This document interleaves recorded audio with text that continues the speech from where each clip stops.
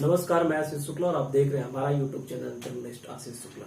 आज मैं कोई विषय लेके आप लोगों के सामने उपस्थित नहीं हुआ हूँ, अपितु एक विचार लेके उपस्थित हुआ हूँ जो मेरा व्यक्तिगत विचार है। विचार ये है कि क्या कोरोना को लेकर जो सरकार ने लॉकडाउन लगाया था वो अब पूरी तरीके से फेल होता दिख रहा है। जी हाँ, लॉकडाउन का ये चौथा चरण चल रहा है। जो इस समय स्थिति है देश की वो आप सभी जानते हैं। आज प्रतिदिन करीब 5 से 6 हजार केसेस डेली आ रहे हैं और लॉकडाउन की तब लगाया गया जब देश में प्रतिदिन करीब 1000 केस भी नहीं आते थे। जिस चीज का डर था आखिर वही होता दिख रहा है, वही हो भी रहा है। अब सरकार क्या करे, केंद्र सरकार क्या करे, राज्य सरकार क्या करे, सोचने का विषय है।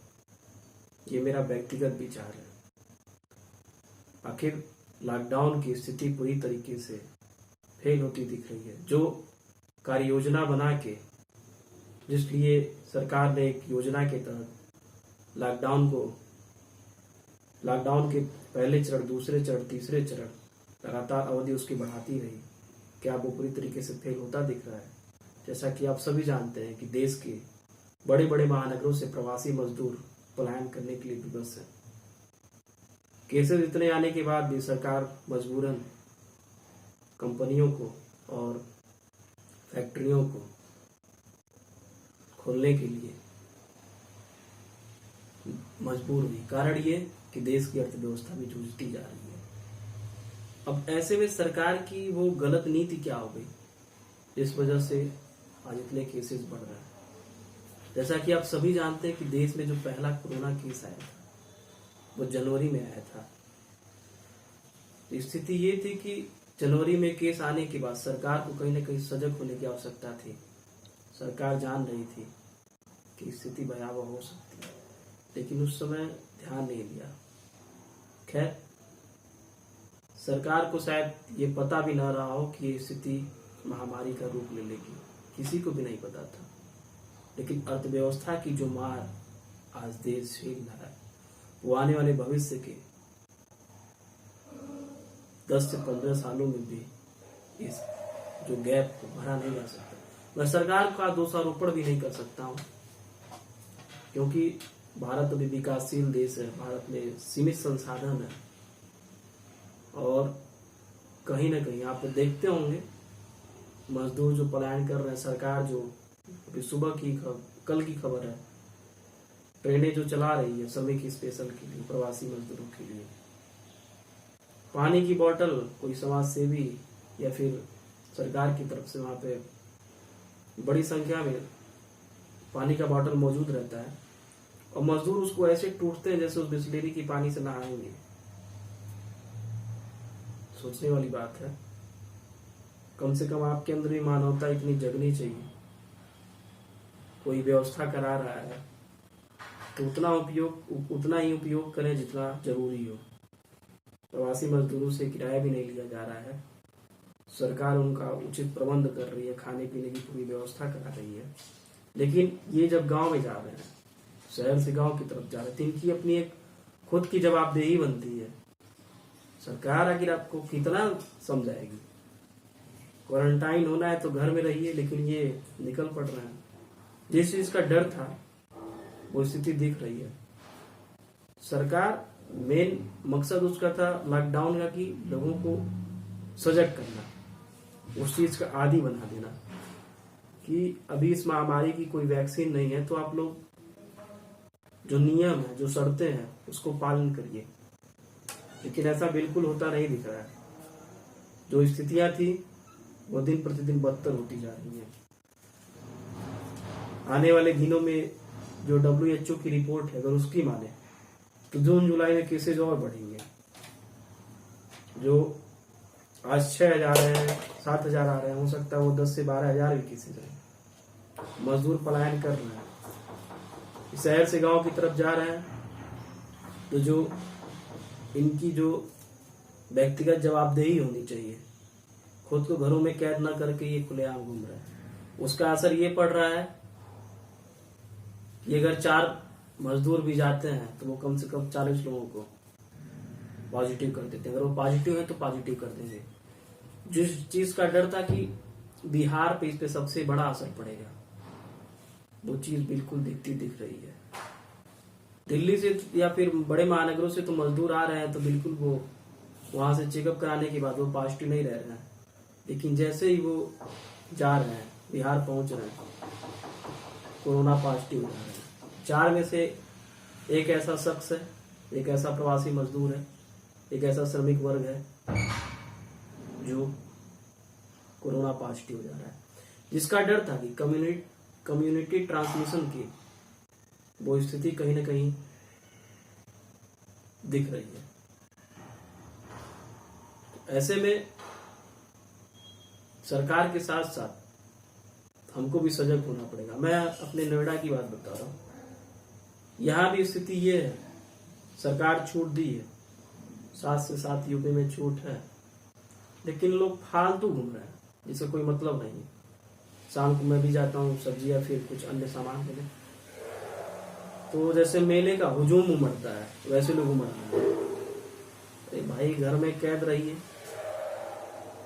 ऐसा तो है नहीं कि कोरोना जो महामारी है वो बिल्कुल समाप्त हो गई, आपको छूट दे दिया गया, घूमिए टहलिए। छूट देने के पीछे कहीं ना कहीं सरकार भी विवश थी। आखिर कंपनियां नहीं खोलती तो अर्थव्यवस्था कहाँ जाती है और गर्त में चली जाती है। सीमित संसाधन है, वो संसाधन कम ही हो रहे हैं। जनता की आवश्यकताओं की पूर्ति कैसे करेगी सरकार? तो सरकार फैक्ट्री खोली है, कंपनियां खोली है, अर्थव्यवस्था की जो मार है, खैर जो मार है उसको तो भरने में काफी समय लगेगा, लेकिन कहीं ना कहीं जो व्यक्तिगत जो लोगों का जीवन है, जीवन स्तर को कहीं ना कहीं जो अभी तक सुचारू रूप से मिल रहा है उसकी किल्लत ना हो, उस लिए खोला गया। न कि सरकार को उससे बहुत कुछ लाभ नहीं है। सरकार के पैसे तो जा ही रहे हैं और जाते ही रहेंगे। भाई ये तो सरकार, हर सरकार, कोई भी सरकार हो, जब कोई भी महामारी फैलती है सरकारी कोष खाली होता है और आपातकालीन धनराशि के लिए कोष भी इसलिए बनाया जाता है। खैर वो अलग चीज है, लेकिन यहाँ जो मुख्य मुद्दा ये है, मुद्दा नहीं है, मेरा व्यक्तिगत विचार कह सकते हैं, कहीं ना कहीं अब लोग जो 2 महीने से करीब पेशेंस बना के रखे हुए थे उनका धैर्य टूट रहा है। 2 महीने का और धैर्य रखिए, स्थिति कुछ अच्छी ठीक हो जाएगी। अच्छी तो नहीं कह सकते, अच्छी होने में समय लगेगा, लेकिन कुछ ठीक हो जाएगी। जून जुलाई के महीने को आप किसी तरीके से काट लीजिए, जो स्थिति है उस पर काफी हद तक हम नियंत्रण पा लेंगे। तो हमारा एक ही काम है, सरकार का साथ देना फिलहाल की स्थिति में।